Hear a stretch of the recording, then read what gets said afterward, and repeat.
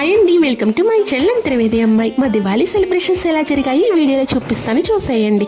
మార్నింగే మా అమ్మ రాగాలు మా చెల్లి ముగ్గురు వెళ్ళి కొన్ని దీపావళి క్రాకర్స్ అయితే కొనుక్కొని అయితే వచ్చారు. మా పల్లెటూరులో చాలా చోట్ల అయితే దీపావళి క్రాకర్స్ అయితే చిన్న చిన్న షాపులుగా వేసి అయితే అమ్మేస్తారు.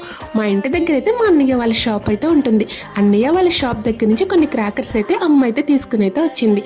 మా ఊళ్ళో క్రాకర్స్ అయితే దొరుకుతాయి కానీ ఫ్లవర్స్ అయితే అస్సలు దొరకవు.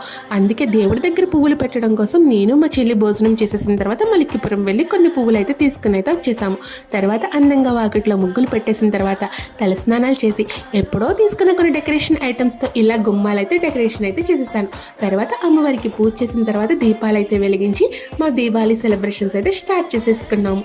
నాకైతే క్రాకర్స్ కాల్చడం కొంచెం అయితే భయం, అందుకే కాల్చే వాళ్ళ చుట్టూ తిరుగుతూ అటు ఇటు దూరంగా అయితే నడుస్తూ ఉన్నానన్నమాట. లాస్ట్కి ఇలా అయితే మా దీపావళి సెలబ్రేషన్స్ అయితే ఎండ్ అయ్యాయి.